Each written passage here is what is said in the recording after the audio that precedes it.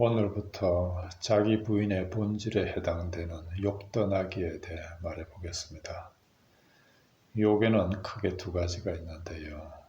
하나는 모든 사물을 자기 중심으로 추구하는 무욕이 있고요. 또 하나는 하나님마저 자기 중심으로 추구하는 영적 욕이 있습니다. 어떻게 우리 인간에게 자기 중심의 욕이 생겼는가에 대해서는 이미 앞에서 여러 차례 말해왔기에 생략하고요. 먼저 무욕에 대해 말해보겠습니다. 인간은 어떤 사물이든 감각을 통해 인식을 얻습니다. 그렇죠? 그리고 이 감각은 보고, 듣고, 냄새 맡고, 맛보고, 느끼고 하는 오감인데요. 그런데 인간이 이 오감을 통해 사물을 인식할 때 늘 자기 중심으로 생각하는 본성이 있다는 것입니다. 인간이라면 누구나 다 그렇습니다. 이것은 선악과를 입에 물고 태어나는 인간의 원죄에 속하는 본성 같은 건데요. 타락으로 인해 하나님이 떠난 자리를 대신 피조물로 채워보겠다는 거지요. 그래서 사람들은 그것들의 정을 주며 그것들을 자기 중심으로 인식하고 추구해 자기화를 시키는 거지요. 그리고 그렇게 자기화된 자신을 자아로 믿고 이 자아를 자기 중심의 욕으로 더 살찌우고 강화시켜 가는데요.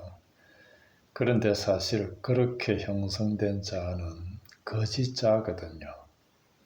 그래서 재산이나 직업이나 다른 이들의 평판 등으로 평가받고 평가하는 이런 것들이 다 이 거짓자의 사물인데요.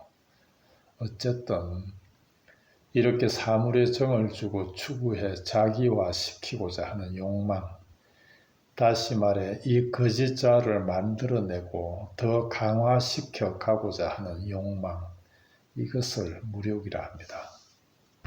따라서 타락으로부터 구원받은 우리는 이제 하나님 자리를 대신 채우고 있는 이 무욕을 떠나 다시 말해 이 거짓자를 부인하고 비워 다시 하나님으로 채워지는 참자로 돌아와야 하는데요.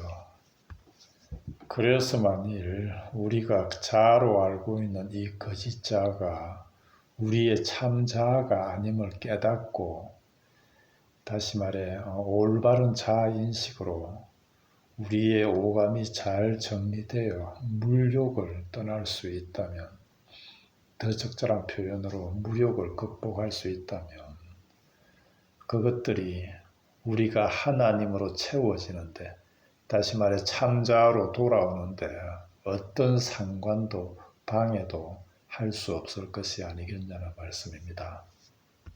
물론 우리가 사물을 보고 듣고 냄새 맡고 맛보고 느끼고 하는 것들을 억지로 막을 수는 없지만, 그러나 그럼에도 우리가 이 오감을 잘 정리해 그로부터 오는 자기 중심의 욕을 벗어날 수만 있다면 실제로 사물에 대해 빈 마음으로 자유로워질 수 있지 않겠냐는 말씀입니다. 마치 아무리 잘 차려진 산의 진미의 밥상이라 해도 미각을 잃은 사람에게는 그것이 그저 한 끼니로 여겨질 뿐인 것처럼 말입니다. 이는 우리가 아무것도 가지고 있지 않음을 말하는 게 아니라 그것에 대한 자기 중심의 욕을 떠난 것으로, 그래서 무엇이 있다 해도 마음은 텅 비고 자유로울 수 있는, 우리에게 있는 어떤 사물도 우리 영혼을 차지하거나 해치지 못하게 될 것이 아니겠냐는 말씀입니다. 그러니 결국 우리가 하나님으로 채워지지 못하는 이유는 우리를 채우고 있는 바로 이 욕 때문이라는 거지요. 요한일서 2장 15절로 17절입니다. 이 세상이나 세상에 있는 것들을 사랑하지 말라. 누구든지 세상을 사랑하면 아버지의 사랑이 그 안에 있지 아니하니, 이는 세상에 있는 모든 것이 육신의 정욕과 안목의 정욕과 이생의 자랑이니 다 아버지께로부터 온 것이 아니요 세상으로부터 온 것이라. 이 세상도 그 정욕도 지나가되 오직 하나님의 뜻을 행하는 자는 영원히 거하느니라. 세상 것들을 사랑하는 것이 다 육신의 정욕이고 안목의 정욕이고 이생의 자랑이니 즉 무욕이니 이 욕을 떠나라는 말씀이지요.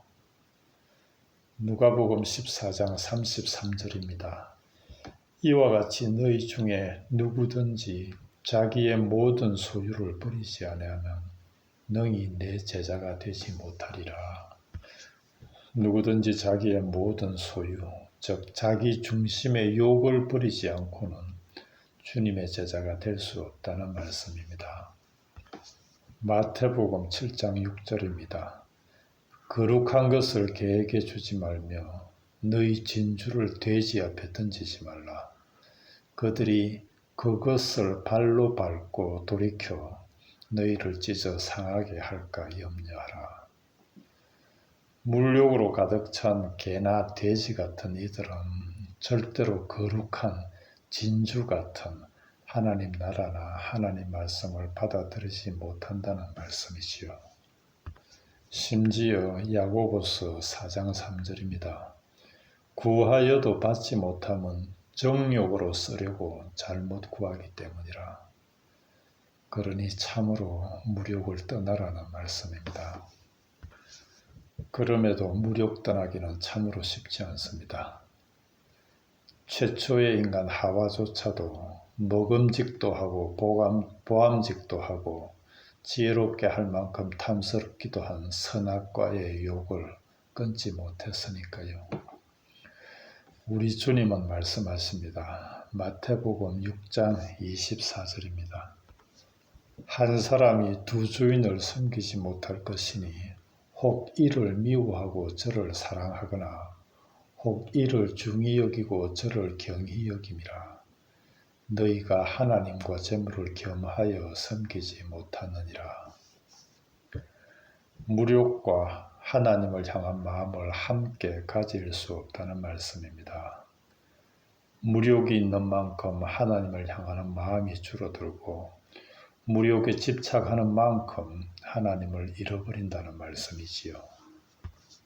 다시 말해 하나님을 제대로 알지 못하니 무욕에 빠질 수밖에 없고 그러니 하나님을 제대로만 안다면 사물을 하나님께 비하고 하나님과 함께 가져보겠다 하지 않을 거라는 말씀이지요.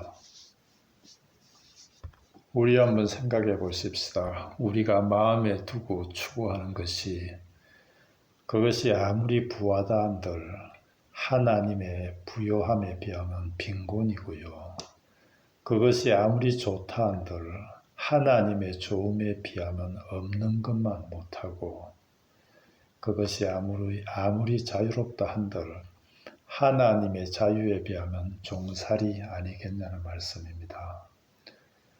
고린도전서 7장 29절로 31절입니다.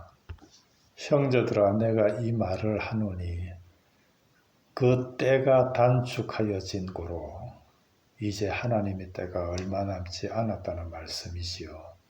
그 때가 단축하여진 고로 이후부터 안에 있는 자들은 없는 자같이 하며 우는 자들은 울지 않는 자같이 하며 기쁜 자들은 기쁘지 않은 자같이 하며 매매하는 자들은 없는 자같이 하며 세상 물건을 쓰는 자들은 다 쓰지 못하는 자같이 하라. 이 세상의 외형은 지나감이니라. 우리가 얼마나 무욕을 떠나야 하는지를 깨우쳐주는 말씀입니다. 오늘은 여기까지 하겠는데요. 바라기는 다음 시간까지 우리가 얼마나 무욕에 젖어 있는지 말씀을 통해 자기 성찰의 시간을 가지면 좋겠습니다. 갈라디아 5장 24절은 말씀합니다. 그리스도 예수의 사람들은 육체와 함께 그 정욕과 탐심을 십자가에 못 박았느니라. 한 주간 무욕에 대해 우리 스스로를 잘 성찰하는 귀한 시간이 되길 바랍니다.